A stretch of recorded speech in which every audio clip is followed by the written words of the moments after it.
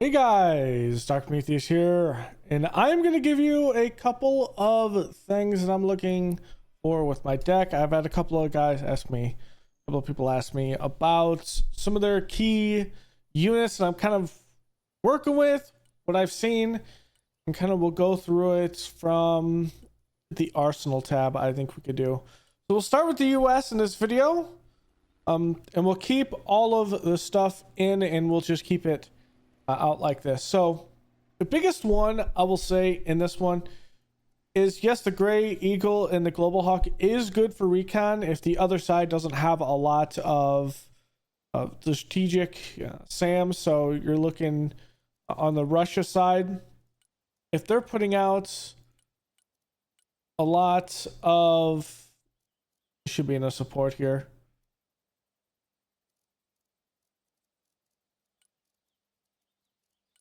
If they're putting out a lot of the Vityas here, or the Antes, or the S300s, or the 350s, it's going to be a little bit harder to kind of run a lot of those two, the Gray Eagle or the Global Hawk.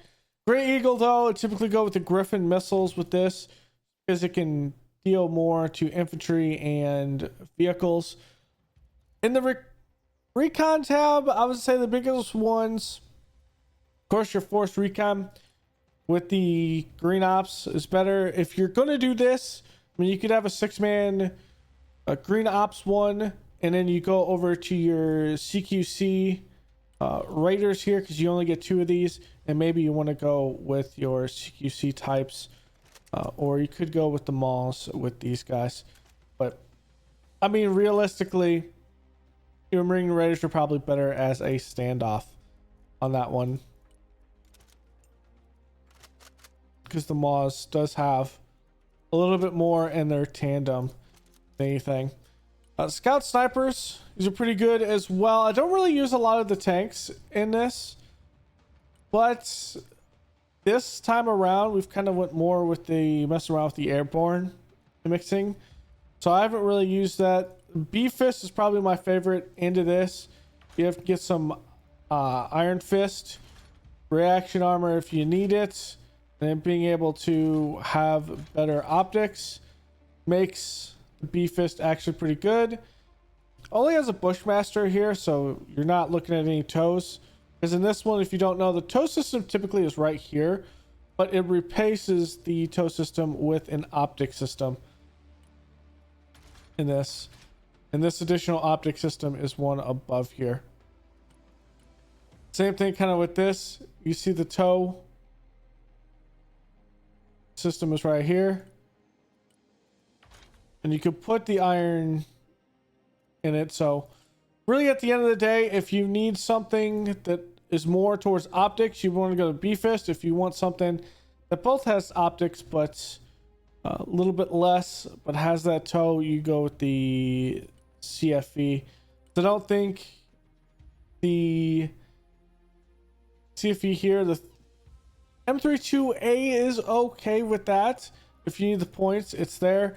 I don't really use the SEP2 in this one, the recon.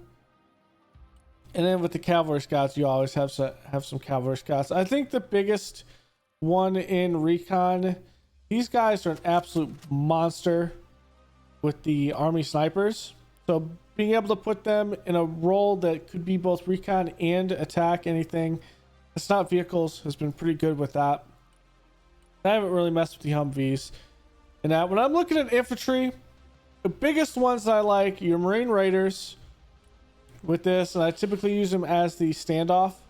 So I like the ITAR and the reach out and touch people with that, the MK20. Marines portion, you never want to go with the Reserve Marines. They're not all that great as the Reserve Marines on that. It's better with the ITAR in this. So that's one thing. If you're going to take the Marines, take them as a full loadout.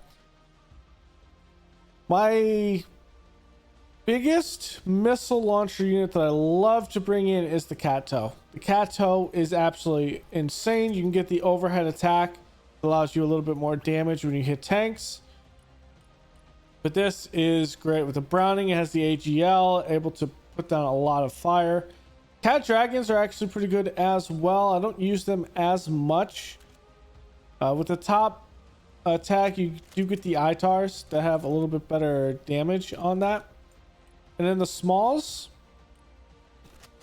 Now with this, I like taking in with the Shraw. This is the small, but I mean, what you're looking at, only 600 with that. This does have just 8 of these, but you get probably twice as many. 8 of them being thermobaric. So, I mean, if you're really looking for a heavy hitter rocket wise, you'd go with the small. If you're looking for something that can just deal damage and hold an area and deal with a lot more armor, then you probably want to go with the Shraw. I don't really use the mech engineers, but they are decent to getting stuff rooted out of infantry areas. My stinger wise, if it's an armor brigade, I mean, as you're looking at this, you really need to bring in stingers for helicopters for the most part. So, I mean, it depends if you're going airborne or armor brigade. You always want to take one of these. There's no real thing, but if I were to go armored and airborne, I'm going to take the mech infantry because it has more guns with it. Yes, you only get 4 stingers as opposed to the 6 here, but these can stand around and take some punishment. Also, these can engage helos as well, which allows you a little bit extra firepower. Airborne's pretty good as well. I've kind of like them. Just an 8-man squad. If they're coming up against like Marine Raiders or some Marines, I think even, yeah, if they're coming up against like Marines or Marine Raiders or anything on the Soviet side, what you're dealing with, it's a 5-man.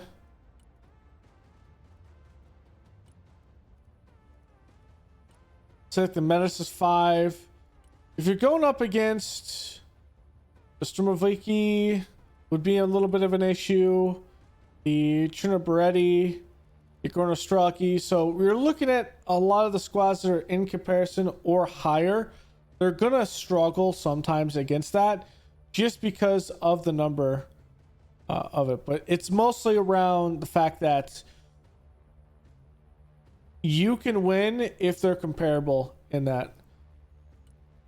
Don't really use the HEM teams. I've seen the AGL teams be absolutely fantastic when it's needed to root out infantry, but of course this is more infantry and light armor. Tow, I mean, you gotta take an over attack tow, but mostly if I have the saber, I go with that. If it's an armored and airborne, obviously you have to take the tow.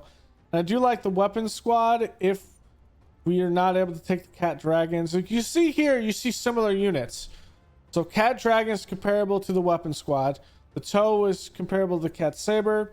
Same thing, stinger and recon team here. There's no same thing with the AGL or the HMG. Airborne is generally the same thing as the regular Marine Raiders. So the idea with this, when you want to build your deck, is you want to take a USMC and airborne, or USMC or an armor brigade and airborne, or armor brigade and USMC. The biggest thing is you want your infantry. If you're building an infantry deck, on the vehicle portion, my favorite for this new beta is the M8. Putting on that M291, the 120 mil, is great with that. Being able to use them in packs, and then also having the Iron Fist on it. They only cost 150 as opposed to some of these other tanks that might cost up to 300 to 400 if you have the Iron Fist system on it. So I mean, this is a good one. Light tank. It's on a light chassis, so don't expect to go toe to toe with a lot of tanks. So maybe take one round from a T80 or a T90. You're not going to stand toe to toe with them in a straight cannon fight. However, if you can get it to where you're still getting hit with missiles, or maybe if you're just in range where they're not engaging with their guns, these Thunderbolts can do absolute work. The same damage as an M1A3, I believe. Oh, it's an M1A2. So it's the same general cannon with that. I've been using the Sheridan a lot more with the Shillelagh missiles as a little stopgap for early tank deals with that 152 millimeter the gun to get out infantry, but really it's the missile that can reach out and touch those light armored vehicles. So these two have been kind of one I put one or two up, sometimes put like two, well, 4 Thunderbolts in my deck. I'll put 2 of these in, and so when I come in initially, I bring in like 2 of these and 1 of these, and we have some kind of armor that can do a little bit of work. For the carriers up here, I mean, the biggest thing is like what you like to pull in. The Bushmaster has a longer range, obviously, than anything else, but we're looking at, say, the AGL. You're within rocket range at this point of any infantry if you're within about 800 meters. So you're going to take some hits, but this AVP can bring in more troops compared to the ACV. So that's one thing. The lav, I don't really use the lav all that much. It does have the modern tow that you can bring it in, but I haven't used it as much. Probably this one, because I was using it in the last one. Obviously the tanks, I don't really use the M60 a whole lot. Yes, it has some ERA, but I mean, if you're going to take a tank, it's just better just to take an M1A1, just one of those. But I mean, realistically, if you're taking USMC and airborne, I mean, your biggest thing is you want to take a Thunderbolt at that point to kind of take these. So for the Armor Brigade, I haven't really messed a whole lot with a lot of the stuff. The Assault Breacher, I've messed with a little bit with the Miklik. Miklik does big damage, but it's mostly against infantry wise. We do have this Javelin and Bushmaster that I haven't really looked at it, but I kind of bring it in just to get some type of transportation. But this is actually a pretty good transport. If you have the points to upgrade it and you need some transport, this AMPV with these, it's good. Now with your tanks, what you're looking at with it is, yes, you have the Tusk armor. The priority of what you want to do, because I think it's on the SEP 2, is always get the trophy system. Trophy system will always help you because Soviet tanks, or Russian tanks, I should say, playing too much war now. Russian tanks do have the extended missile system in them, and it also protects you against a lot of the air, actual like the Russian versions, the Hellfire, stuff like that, like the Vickers. So you always want to have a trophy system. So when I'm making my deck with this, I'm always bringing in these 2 first. And you can see here how it starts getting expensive. You can bring in 2 Thunderbolts for almost for the price of either one of these. So that's why stacking your decks with maybe 4 of these, or whatever the max number is, and then augment them with 2 of each one of these. So you have a little bit cheaper SEP 2 and a little bit cheaper SEP 3, or a little bit cheaper from the SEP 3. Those are the big ones, and then maybe you augment them with a couple of lower tanks. But you really want to kind of run the A2s and the A2 SEPs with a Thunderbolt, because at least like how it stacks is if your M8 is in the front and a missile is shot at these, it'll target the M8, and this Iron Fist system has 2, it'll go to that. The Iron Fist, or the trophy system for the tanks, have 4 each. So that's one thing to remember with that. Also the Thunderbolt, if you like parachuting your tanks in, well, that can actually be put in. For the Bradleys, I don't think there's a lot of Bradleys that are in this that I'm really looking to use. I mean, the Iron Fist is on this Bradley itself. You can bring them in for obviously troop transport, but the two Bradleys I would say you want to bring in are these two here, just because of that. Also, the Blam. The Blam is a bunker buster version of a tow. So this thing is going to do absolute. So the heat with that is 250. This is 150. So actually the Blam is more towards damage is 15. Blast rate is 40. Okay, this is an anti-tank tow. This is your infantry. And you can see it from here. If I looked at the symbols. So your anti-vehicle, your anti-tank, this Blam can be used against infantry, which if you need something with good infantry and carry something, then you might want to use the Blam in that. I don't really mess around with the vehicles and kind of messing around with this. You also have, which is big with this tow, you have a Blam here. So that is something that's there. But I really just use the ISV as it's normal, and I just use it for transport and then sell them back. That's typically what I do. Going for the support tab in the US. Now, I think the best one that I've been using is the Paladin, and then changing over to the Iron Thunder. Turns it over to a 155, all laser guided, and this thing can put absolute hate and discontent in. You increase the range almost, well, about 700 meters, so that's a big increase of range. From that heat, your dispersion I think is the same. Actually, your dispersion is better. Is less with the Iron Thunder, which is the biggest thing you want to worry about with it. Iron Thunder, you want to fire, and immediately once you get about 3 to 4 shots off, you want to move it. Because immediately the other side's likely firing a missile or about to shoot their own artillery.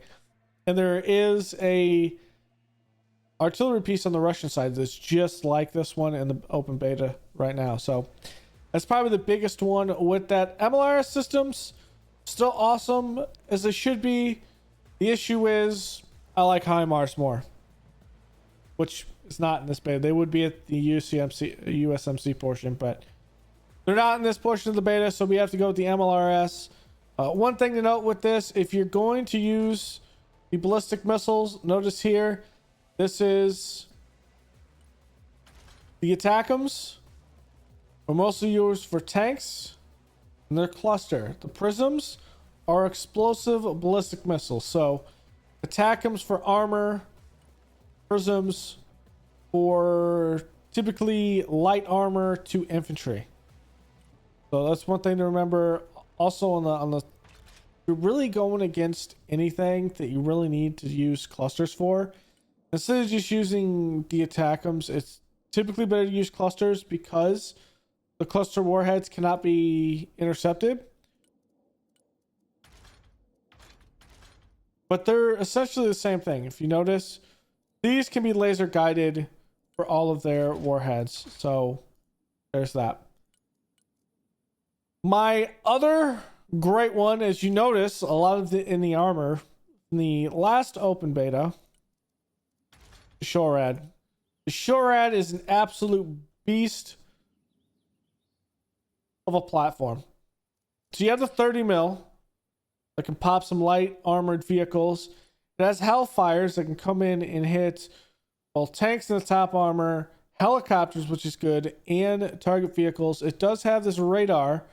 You can laser radar on it. And that's what makes it great. And I mean, you can have it with a straight Stinger portion, but having that extra flexibility, sure is good. First, the Patriot. If you're going to come in with the Patriot, come in with 4 missiles, just because the 2 missile Patriot is kind of useless to you. From that, Paladins, I do like them, but at the end of the day, it's just better to use the Iron Thunder in it. But if this is all the points you have, depending on how you're going to use them, like what I typically will level out is, say if I have my Iron Thunder and it's set up for explosive because it's an explosive warhead, and I then want something that has a cluster munition. So Matt, go cluster with this, so I could take out different targets with it. So like this would be armor, this is everything that's not armor. So something like that. Not just a flexibility in your artillery, but also you need to have a flexibility in of not having all ballistic missiles. On the flip side, if you're using a lot of air, when we get to it, that uses cruise missiles, you could theoretically use these ballistic missiles and just completely mess with them, because those cruise missiles are going to be shot at typically, or you're using your cruise missiles to show where their air is, their SAMs, and then from there you're using and attack them, or other artillery, or you're recognizing that they have it on them and you're sending your harm aircraft in. So there's many ways you could do a lot of stuff like that, but really it's about just figuring out where their air is. One thing I'm experimenting and I'm liking a lot is the Miklik. I mean, it's technically an MLRS system. Comes out as 3 of them. This is mainly to deal damage to infantry. The Catfay as well, it's the same general thing. It's a mortar and you're using it against infantry. Lav AD. The hydropods are cool, but just notice it's going to bring down your stinger count. It's probably better to come in depending on what you're using it. Other than that, PVADs. The biggest thing with this is you want to stack a PVAD or SHORAD. Typically a PVAD in the front of a pack. And then from there, the enemy seed is going to hit your PVAD instead of your pack, and your pack will typically take down the plane. Typically, and a trade a PVAD for an SU-30 or something like that is a good trade points wise. I do like also the Avengers. It can move, it can shoot and move, which is good. The airborne really don't get any good artillery at this point, although someone has bullied me with the Brutus before, because they do fire really fast, which I do like, but I mean, I just haven't felt any actual good gameplay with it. It's probably more so how I'm using it. And then the Slam Ram also, it's okay. The biggest thing is, I mean, and I really don't like the Slam Ram. If you're gonna come in with something, you can come in with it, but don't expect this to be a very capable platform. All right, helos, and this is a big one, and I do not have all of the helos here.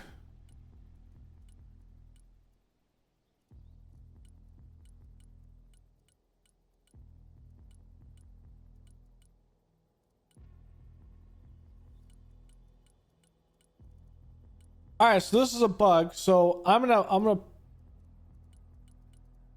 pull out of this and go into the Arsenal tab, the actual army builder, and I'll just pull up a random battle group. Take a look at it. For the air. So for the helos, for the Apaches, what you're looking at is, for the regular and the longbow, your fire and forget Hellfires and the longbows are great. So with your guided rockets, with these two right here, you have something to take down armor, and then these are guided towards light armor, and they can deal some damage to tanks, but biggest thing is they're good against infantry. Then of course you have your 30 mil out here that's going to do absolute work. I do like the longbow over the Apache, even though generally they're the same thing, but it's because of the sensor suite and the fact that their line of sight can see a little bit more that I typically like the longbow over the Apache. The Kiowa is great just to come in with Stinger missiles, and I've started to do this in their sight like this. Just come in and use them as a Stinger platform. So there's not as much flexibility in what we have on the airborne side that's big in helos that you like to see. It's typically in the US side. Okay, now it came up for the US side. Blackhawk, I've kind of preferred them over the Stallion or the King Stallion just because of their lower profile in many cases of being able to put them into an area, but it's not always the case. You can see here ACM for these are 10%. You have it for 15%. I've had my Blackhawk survive more, although they have less health, so they're easier to shoot down. I do like on the Vipers though, you get a little bit more, especially on the Viper, this is typically my main one. You come in with a Sidewinder on this, and I think you could pull in 4 of these. It's why it makes the USMC portion so good, is you get these Sidewinders, your anti-air, you can get some guided rockets and Hellfires here. You can bring in 4 of them, and you have a pretty diverse platform to deal with any helicopters and also ground threats. You don't really have that flexibility on the Cobra. You know anything with it, the Cobra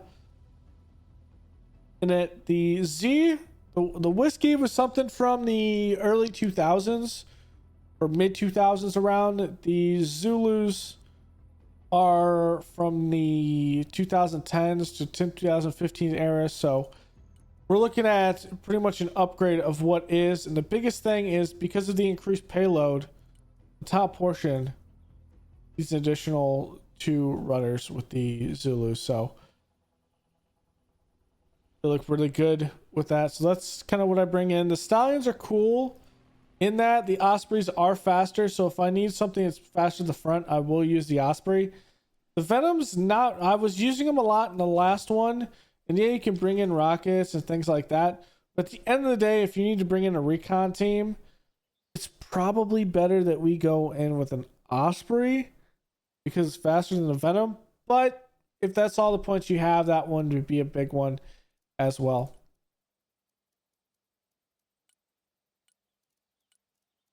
So that's kind of what it is on the Helo tab. On the Air tab, so see the Air tab isn't loading all the way up as well.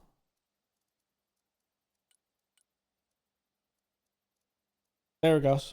No, it's full. I don't know why it's loading in. Only halfway there. Oh, there it goes. Maybe it's just me. All right, so when we come in this, I'm really feeling... Hold on. Is there really no... That's right, the armored portion for this does not have...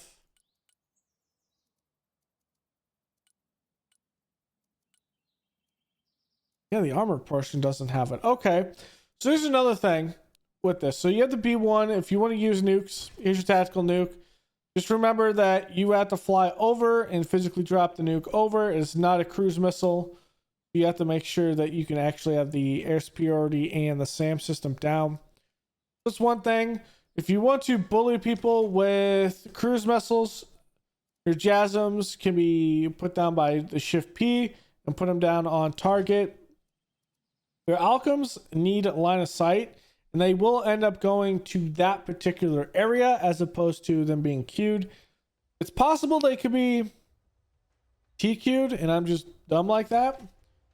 And then with the J styles, you're talking about ones that you have to get within 4,000 meters. Not really what you want to use for a Lancer right now. So that's one of the key things. Looking at USMC wise, I mean, the Harriers are really only use them if there's any points that are left over. Your prowlers are your dedicated anti-seed. Your seed aircraft. Well, anti-seed. That's kind of counterintuitive. Your seed aircraft. However, there's a better way to do it than the prowler if you've taken USMC and airborne, or you don't have to be thinking about, oh, I can't take seed and I want seed if I take airborne and armor. When you're coming at with the F-18Cs, I mean, this is more of the A174s have high damage. You can come in with something like this and use your air superiority fighter just like this. Your 174s reach out and touch someone further than the AMRAAMs. I think the 174 is technically the experimental version of, I think it might not actually be, it might be a different missile than what is the AIM-120D, because I think this is the AIM-120C in it. The D extends the range like twice as much, but I think this is supposed to be the experimental version of that. I've only seen random news reports and things like that from the advanced version of the AIM-120 that they're testing.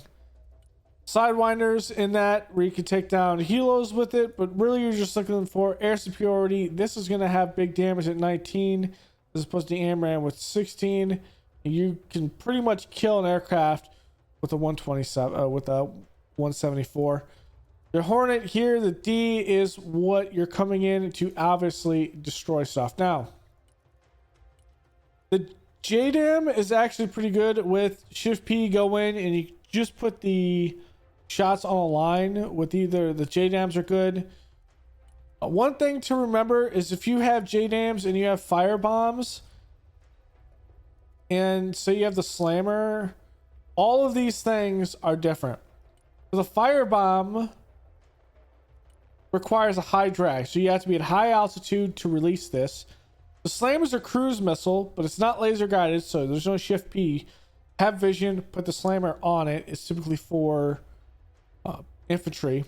Your snake eye is your high drag bomb, but your same thing with the clusters, and then the Mavericks are ones that are fire and forget, so you can put them on target. Of course, these are very close range. They can hit vehicles, everything like that, but they're not. Traditionally, the Mavericks are really good. If you remember some of the old combat simulators, flight simulators like Jane's Combat Simulator, you're handling around Mavericks all over the place in it. Mavericks traditionally can be used against tanks and actually pretty effective from the top on tanks. But, I mean, there's easier ways to take down a tank than using a Maverick. Maverick typically are used against a lot of anti-air assets that don't give off radar. So you'd use them against a lot of your semi-active homing. So like in this game, it would be like the Sonas, things of that nature. Don't have a radar, but they do have an infrared is what I'm thinking, not semi-active homing. Infrared anti-aerians you traditionally use a Maverick for. F-35, I'm not really big on the F-35. If you're going to use it, you have the JSOW here, but really just use the JDAMs. Stormbreakers can do some work. Blast radius is not as much. You're looking at for something that's going to hit light vehicles. JSOW is for heavier armor, thing like that, so not going to do a lot. I mean, JDAM is a good middle ground. If you hit it with something with a JDAM with typically 2 1,000-pound JDAMs, you're going to kill it. It does come in with a couple AMRAAMs. Obviously, you have your cargo aircraft. There's no real reason to come in with a Griffin because these things don't really have long range. What they're kind of trying to emulate here is there was an idea of putting cruise missiles out the back of a 130 on a pallet, dropping the pallet, and then you fire the missiles in the pallet, sequentially fire, and go on long range. Now, in the game, this is not rendered in the idea that they are long range. You have to be over the target. But the idea in real life was to be able to drop it hundreds of miles from your target, because you don't want a C-130 to be flying in contested airspace. That you can be 200 nautical miles on the outside, fire these pallets down, missiles hit, saturate targets to open up a corridor for your more conventional aircraft to come in, but also to just blanket entire area. If you have too many targets, that's what you traditionally use it for. It's not rendered in the game though. Of course, you also have the Glowmaster. This thing is absolutely massive. Yeah, I can bring a lot of stuff in. Now the Eagles. These are your primary ones that I've been using. The big one, the big. Now, you're not having the 174s on this. So obviously, if you need air superiority, you want to use the 74s here. But if you need as much as you can, because you only took the airborne and the armor, well, don't be worried about that. AMRAAMs here, you can pull in 8 of them. This is a good air superiority fighter with this. You can come in. If you need some helicopter flexibility, it is here. But realistically, go out and kill all the aircraft that you can. The Strike Eagle, I mean, really it's the same thing as the D, except pretty much what you're looking at is not a lot of seekers. It's just a absolute bomb-toting. Just, you have your dummy bombs. Just make sure you match up what you're doing. You don't want any low drag bombs with some high drag bombs. You can't release them at the same time because they have to be released at a different altitude. So just make sure you're doing that. I typically just go with the JDAMs and just absolutely clobber an area. So with this, you're coming in with 7 JDAMs. You put them 7 in a row. Just just completely do that in an area. Or I have used them in a way where I come in with cluster strikes. I come in with 18 cluster and I blanket an entire area. It's dependent on how you want to use them. I typically switch in between both of them. I do like probably the JDAMs more. This is the heavy hitter, the newest in the US, the newest US version of the F-15. The EX, and this thing is an absolute monster. So how I typically use it is you're using cruise missiles that come out like this. What we're looking here is you have your 3 cruise missiles, you have a harm. So the idea with this is you're running this directly at the enemy and you're looking for the harms to find something, but if you already identified a target for your cruise missiles. So say they're shooting targets, artillery and everything, and you come out, you know where the artillery is, but you need to possibly need this. There's your cruise missiles. Your harms are on target with the SAMs. This is kind of your answer.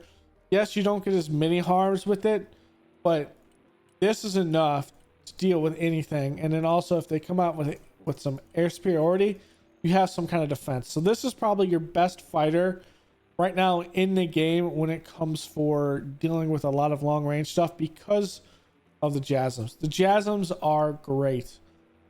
So that's kind of the roundup of what I think about everything in the US deck wise. 40 minutes or so. I would say mix and match what you like to do. Of course, it's a play style. I've played a game where eventually on the channel where we got absolutely bullied through cruise missiles from a Russia side. So we've kind of seen the strength of how good cruise missiles can be. So just play around with it and see what you can get. And if you can get those tactical nukes on there, tell me how many tactical nukes you've put out on target if you made it this far into the video, because I've not dropped one yet and I'm going to try to soon. So thanks for hanging out. Go and leave a like below, comment, and subscribe, and I will see you guys next time. Later.